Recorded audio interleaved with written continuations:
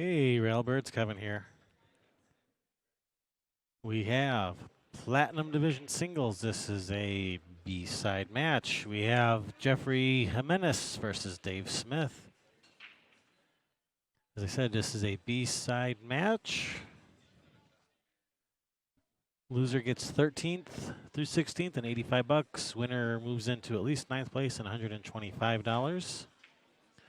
All right, I want to give a shout out to our sponsors real quick. We are sponsored by Hustlin' USA Clothing Company, Savage Billiard Apparel, CSI, Q Sports International, Players Club Limited, Catfish Lou's and Legends Billiard Room, Players Sports Bar and Grill, YCCS, and McDermott. Thank you for your support. We are coming at you live from the Chinook Winds Casino Resort here in beautiful Lincoln City, Oregon, right here on the Oregon coast. Thank you, Chinook Winds Casino, for everything you do. Real quickly, we'll go over the rules. We are playing mostly CSI rules. 9-ball. The main deviation is it's going to be rack for your opponent instead of rack your own. It is alternate break.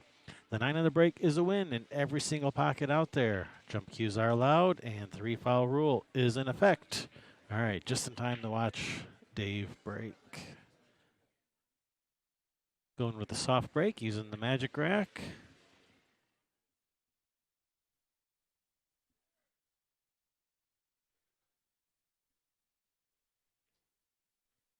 All right, he has made a ball on the break. Has a look at the one. No good shot.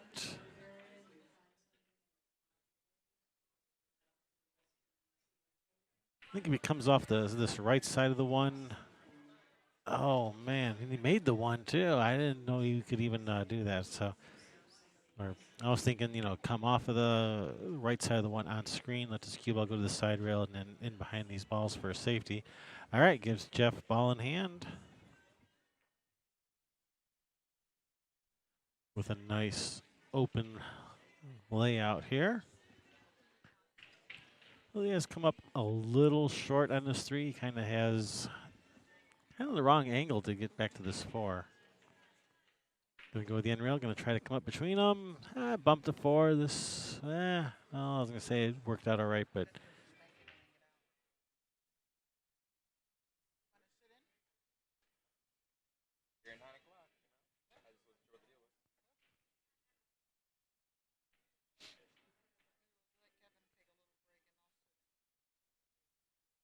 All right, he tried to just bank it in and run out, but just caught the point.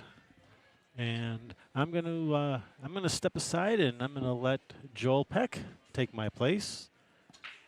So you guys have fun. I'll be back later, maybe. See you guys.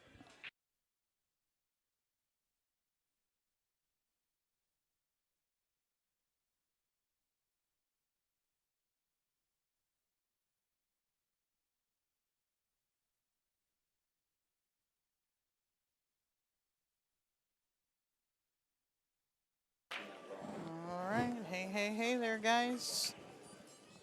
Oh, I was trying to change the camera angle and get Jeff out of the way there. Cherry here. Joel getting all comfy. Hello, Wired Spaceman. Nice to see you guys. To play the 2, so believe it or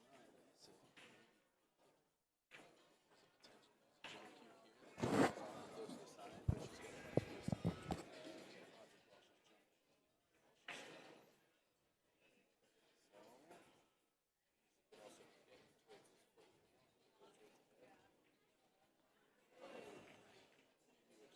So smooth. It's like a walk in the park there. Yep. Just off straight in here. You got to remember to cut this one. Oh, we cut it too much.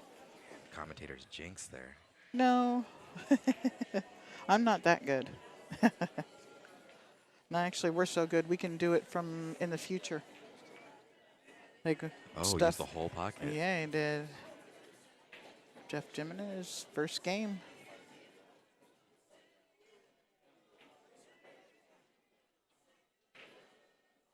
go ahead and get that score updated for y'all.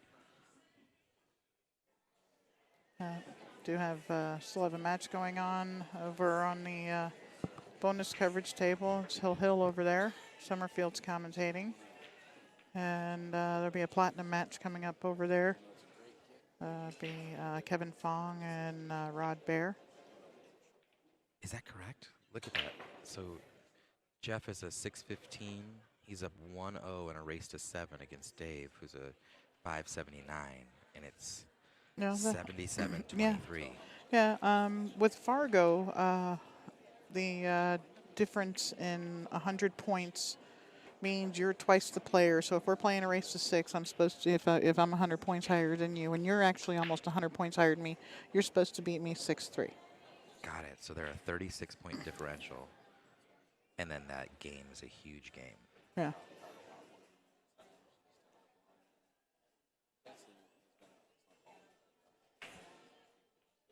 How confident are you making this 2-ball and getting back down to that 3, either that small window between the... I'm probably going to go forward 2 that's what Jeff was going to do, go forward 2 rails with it. I wouldn't have hit it that hard. Just to, come out, clear the 9, that way I can still go rail first at the 3 if I come out a little bit too far. If you're going that way, he's trying to get all the way over. Got it. So you're going side rail, foot rail, close to the 9 without bumping the 9, Yeah. and then getting the window Yeah, I'd like to catch the gap there, but so I can follow forward and get back down table for the 9, or for the not the probably maybe the 4-9, but for the 4-ball. This gives us a little bit of a view of how much room he does have between that 6 and 3 off the rail, like you're talking about, if rail first is an option.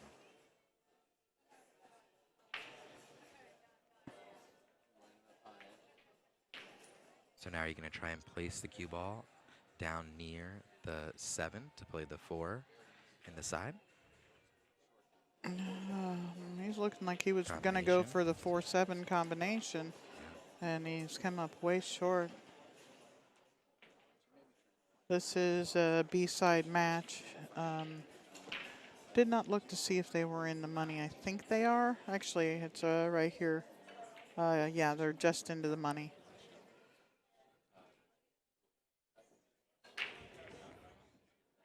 Yeah, I've always been timid of combinations unless that ball is very close to the jaws of the pocket. And even then, I take those ones for granted and still miss them all the time. I saw a guy do something really neat that I had never seen anybody until this point do. It was quite a few years ago in Seattle. I can't remember his name came through. But he would actually walk over and look at the combination from the other side to get the contact point on your object ball. I've seen players doing that as well. Yeah, and it was Roman. I don't remember his last name, but Roman. And Big Gambler came through town, and I was like, that's kind of neat. And when I have those ones that are just off, I go and look at that spot. If they're just off straight in, it helps me. Let's see if we see a mental reset from both players here. We've seen quite a few innings turned over with some mistakes.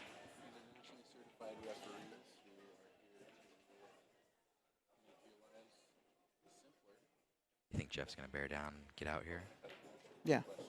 I've been watching Jeff play for a long time up in the Seattle area. Worked for Boeing. I don't know if he still does. I think he was retiring, but he worked there for 20-some years. As I say, even that last shot on the 7, because you're moving kind of towards the 9-ball, a lot of times, that little bit of an off angle, I feel like gives people a lot of trouble. You see a lot of jawed balls with the back cut. And Nice. swish. You called it. Yep. No. So see that number went from a 77% is where we were at up to an 85 now.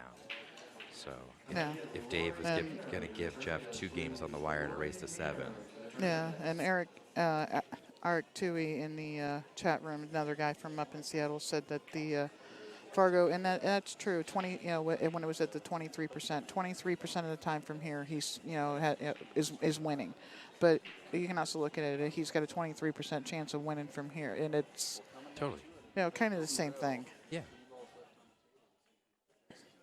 I like the two methodologies there. I apologize, I didn't introduce myself. This is Joel Peck, sitting in with Sherry Yeah. Ross. I Thanks for the introduced you. opportunity. Oh, Oh. great. I didn't have my headset on yet. Yeah, we're happy to have you guys. It's been a blast so far. I've been really enjoying this tournament. Seems like most people I've interacted with have been in high spirits. I haven't heard much negativity, which I really like to hear. All right, made a ball on the break.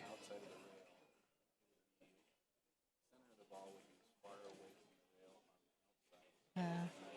The 1 to the 2, you just go between the 6-5, and he was gonna, if he'd have wouldn't have overcut it there like he did, the cue ball would have retained more of its speed or less of its speed, and may have been okay, but he overcut that ball. The 3-7's pretty straight in. Yeah, so you're coming off the edge of the 1 into the 3-7, just like that. I gotta come off the rail there. Jeff should be all right here. I think he's probably just gonna float this ball in. Take the longer cut. When you're doing that, guys, you got to cut that ball just a little bit thinner. I think he could have taken a little bit more time. I think he took that shot for granted. Yeah. But look, he got great shape on it. Like you said, floated it nice and easy. But you have to remember how important the actual cut is itself. Oh yeah, but so many people get caught up doing that too. When you're floating a ball in and you still cut it like you're hitting it with a medium speed, you're gonna undercut the ball every time. Big time. Speed is so huge. So here you think he's playing 2 rails out towards the 5 ball to play the 3 in the lower left? Oh, he's straightening it up. I like that.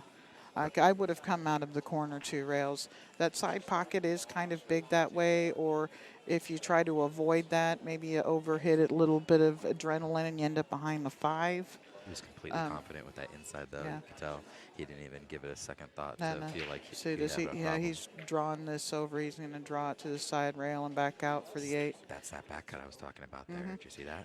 And he could very easily, so many people see that 8 ball sitting right in front of the side pocket. If he goes forward, where does he end up?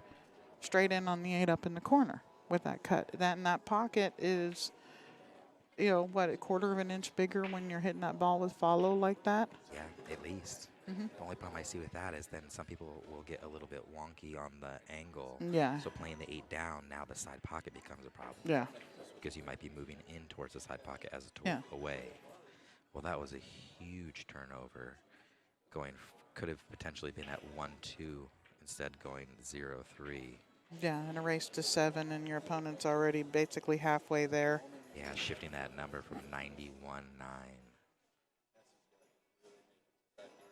Well, apparently Dave owns Rackham Billiards in Medford, Oregon.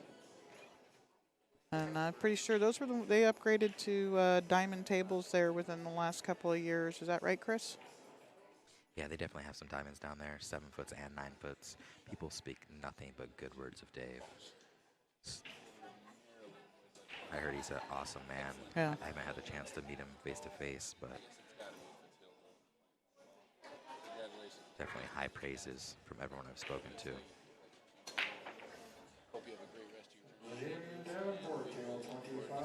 I think they had some red label diamonds down there. I don't know if they had them retrofitted, okay, or if they swapped them out or brought in all blues, but I think that's what I heard.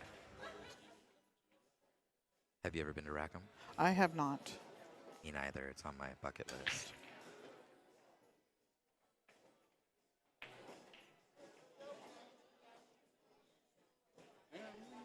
Do you take the magic rack off the table like that, or do you Always. just kind of leave it? I hate it on the table. Yeah, it bugs me I've too. seen too many balls take curves and funny rolls, or all of a sudden stop and rest because they hit that divot in it. If you've ever watched some of the pros break on them and the rack actually jumps up in the air up underneath the rack. Yep. Yeah, I don't like it.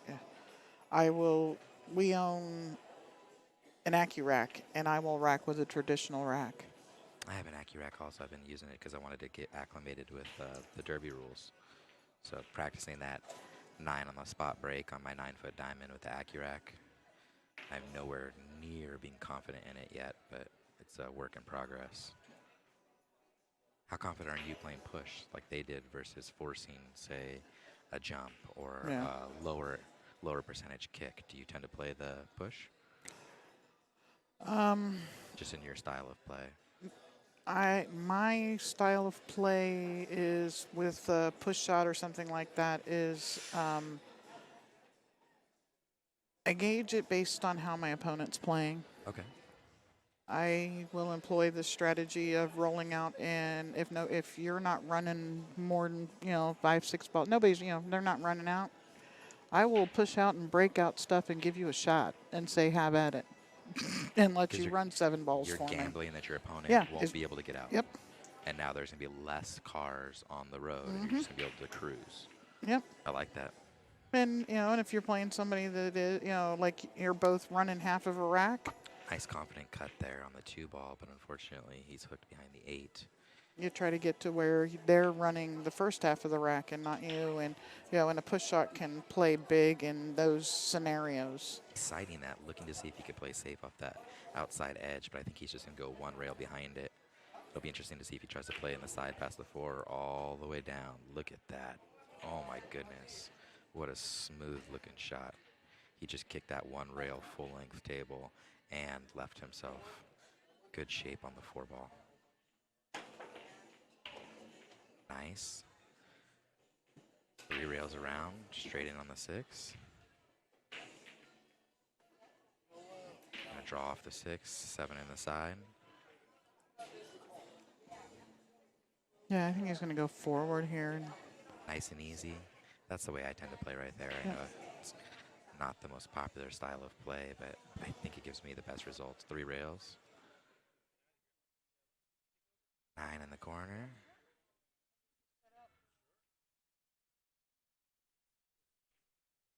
Ooh, what a great out there. All started with that full length table kick. Congratulations, Jeff. That is some strong play. Get that score updated and bumps him to a 96-4 in favor of Jeffrey Jimenez.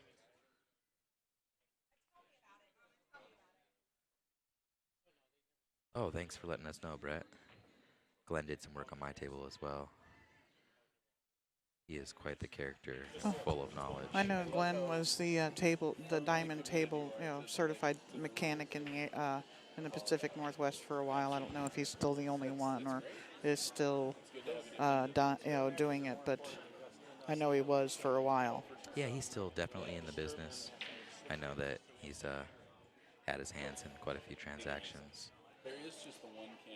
Talk about a man of high praise.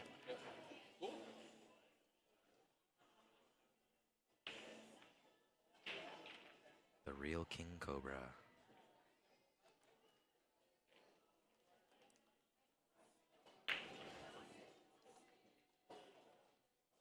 Nice controlled break there. Give us a little different look on the 1 ball. I'm torn. Sometimes I feel like I'm going to try and slow roll this ball and contain to get to center table for the 2. Whereas other times I'm going to actually play that outside to move towards the 2. But when I hit with that outside, yeah, sometimes I just juice it a little too hard. Okay, well, I guess Kevin and I are going to get out of here, and Summerfield's going to sit in with you. Okie We're going to go have dinner. Nice. Where are you guys going to go? To the house. I made meat sauce Okay. earlier today, and I'm going to go make the pasta to go with it now. Ooh, well, I Yeah. hope you guys enjoy dinner Yep. and have a nice, relaxing evening, and we'll see you tomorrow. Will do. Good night, everybody. Good night.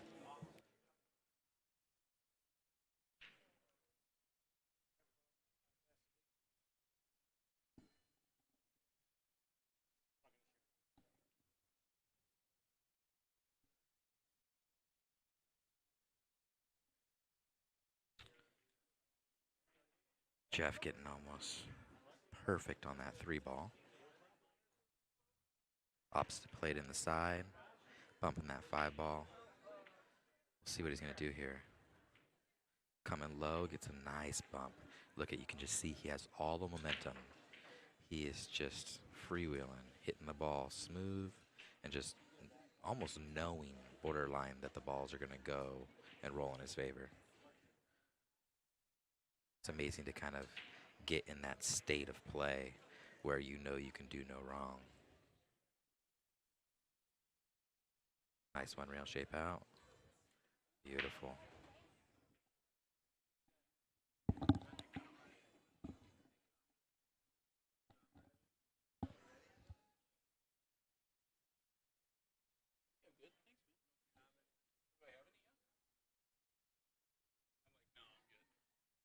Here we are, sitting 5-0, race to 7, breaking.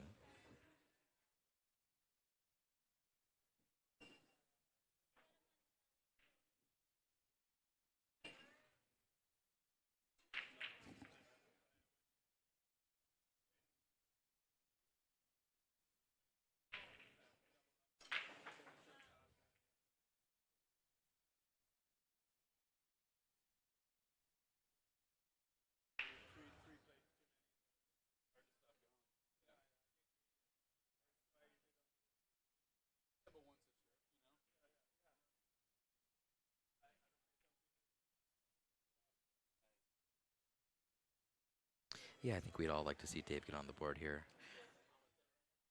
I think the only time I enjoy a shutout is when I'm dominating the other player.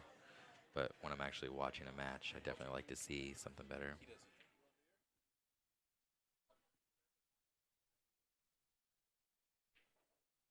Yeah, I support that, Brent. He definitely makes it look effortless. We'll see what he can do here. I think he's just hitting kind of like a little stun bank, drifting down towards that 2-ball. You're a stun bank. Ooh, is that a compliment or is that an insult? Depends on if he makes it or not. Somerville Habner stepping into the booth with me. Oh. Do you think he was going for the combination there? Do you think he was playing safe, or do you think he was going for the bank and just hit it bad? I think he was going for the combo. Yeah, it's kind of an unfortunate shot for Dave. I don't know what's going on here, but I can't. Jeff plays great. Dave plays really strong, too. It's surprising to see Jeff running away with it so much. Has he just been playing real strong?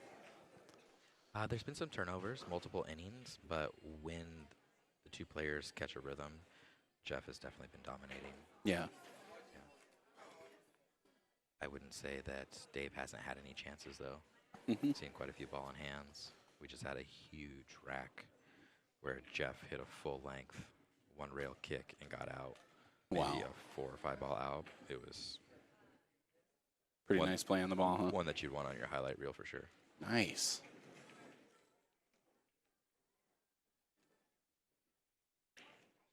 Hey, Mike Littman, thanks again. Your lights are doing an awesome job here at the 2019 Western BCA 9-Ball Championships. Mike Littman and his fabulous family of people constructing these incredible lights that are changing the way that you see pool. I've heard multiple people talking about how they can see the edge of the ball so much better and talking about the lack of shadows. I know I was joking last night about getting a suntan on my hand, but you know, I feel like the coverage is great. Look at this, cross bank. Ooh.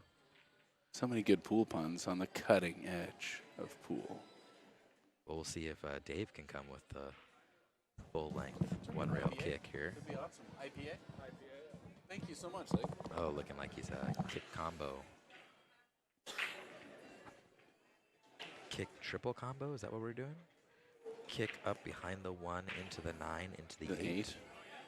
Pretty rare you're using the 9-ball to pocket another ball in 9-ball. I just find But the back cut kick Oh, is played so the much harder. 1-4-8. Barely misses it. And this rack still isn't a gimme.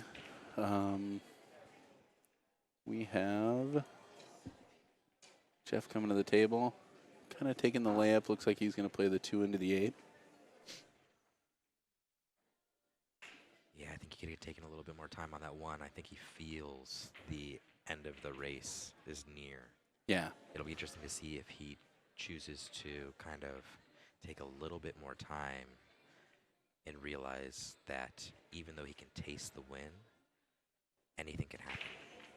Yeah, but I Dave, mean, Dave, nobody can come back from 5-0.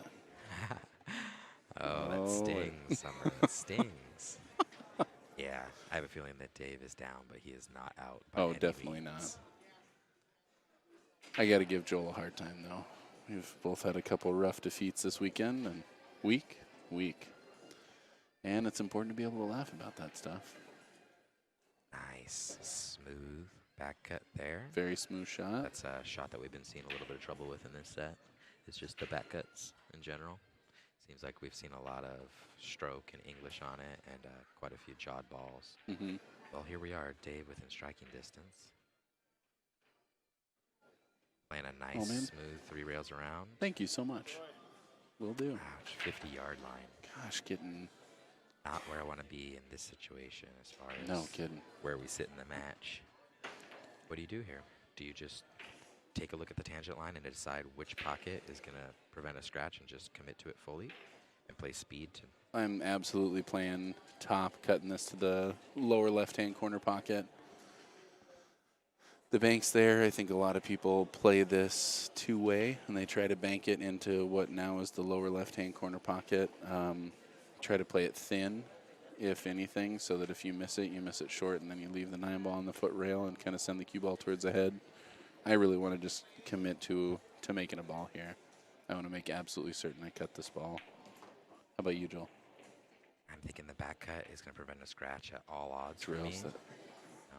But that's the two-way right there. And Yeah, but this is a much easier shot for me than the one he just shot. cutting this 9-ball? No, banking this 9-ball. Hmm. The cut on this 9-ball I feel is much harder than the last cut, but Oh, see, I mean, he didn't Jeff he took didn't- that quick. he didn't sight that. He stepped up and hit that Fired like he's it. hit it a million times. It Yeah. was all feel there. Well, you might need to hit it couple million more. We'll see. Those are just finicky shots if you catch Yes. any piece of that rail. Very Are we sim- playing banks here? Very similar. Oh, Oh, man. concedes the game. So Going to 6-0. JJ getting to the hill first. 6-0, which is a 99 percentile. There in the, what is that, the Fargo rate match odds, fair match? Yeah. So today when you played, was your opponent choosing to use the template rack?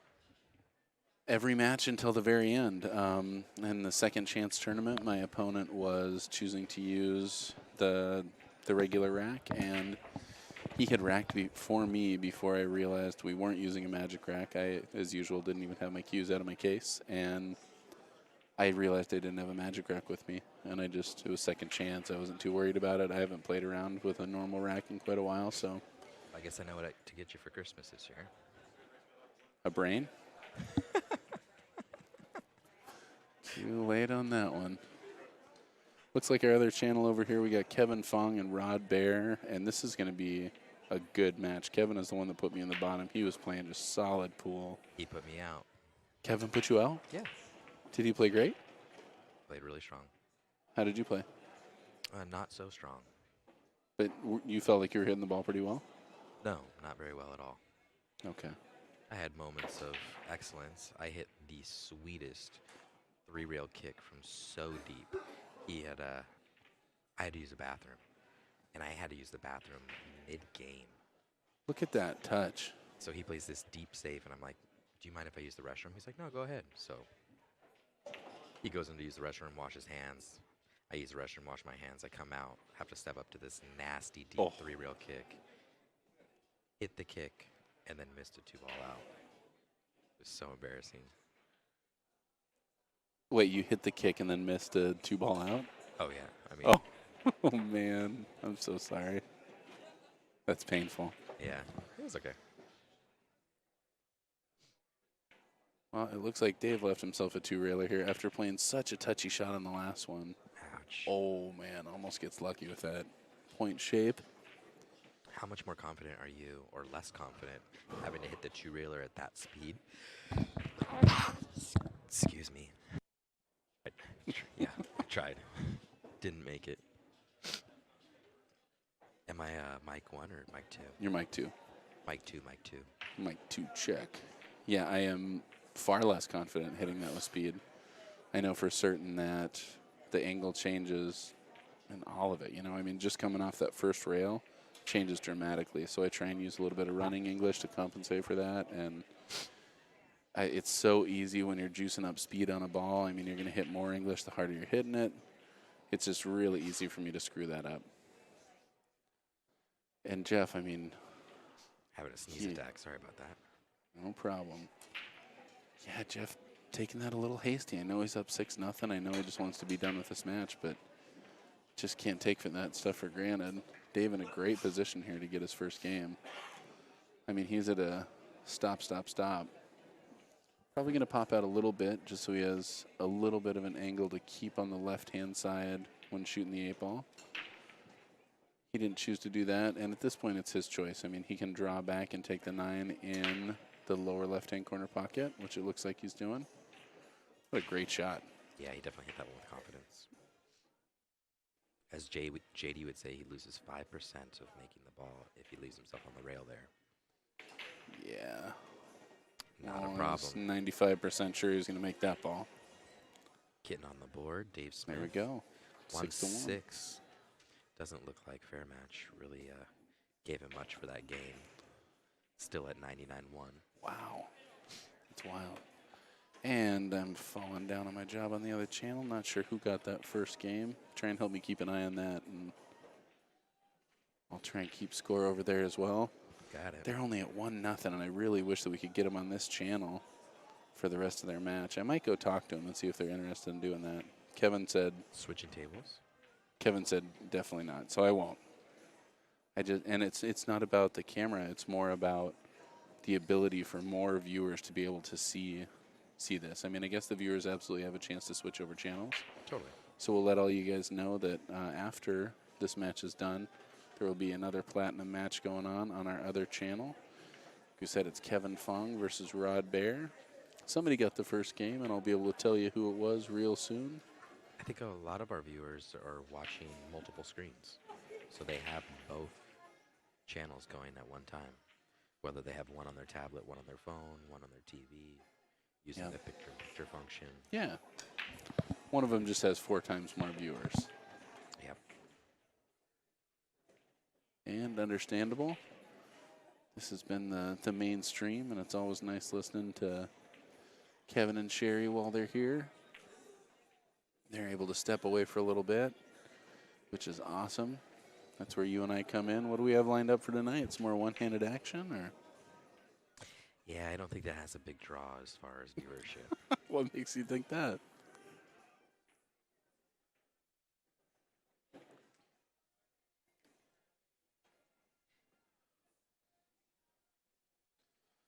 All right.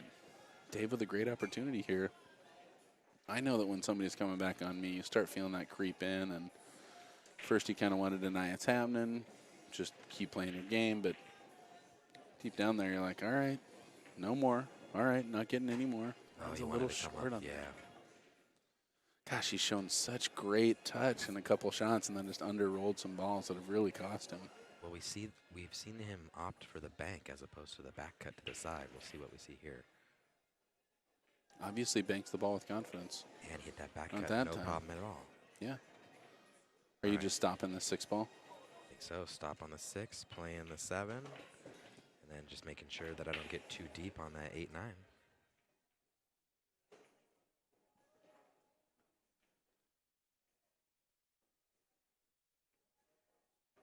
Yep. Nice control shot It's looking there. great.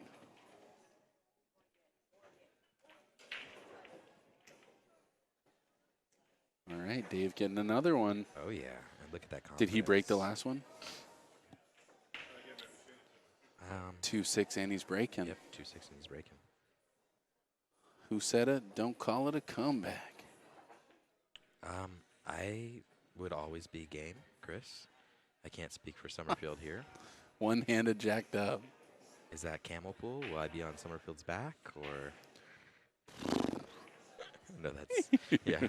Nay. Camels don't neigh? They spit, I heard. We're getting some weird looks. Excuse me, sir. Do camels spit? Question for the ages.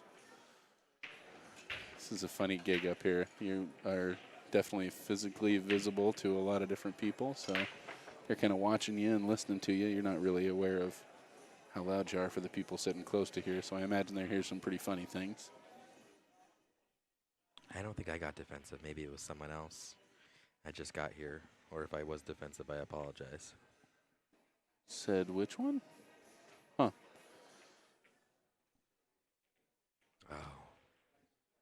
Played the point for shape there. Beautiful shot on the 2 if that 1 would have fallen. What are you doing here, Summer? You playing that inside, head rail, side rail, and coming down past the side for the 2? Yeah, I'm going to overhit it, though. That's what I want to do.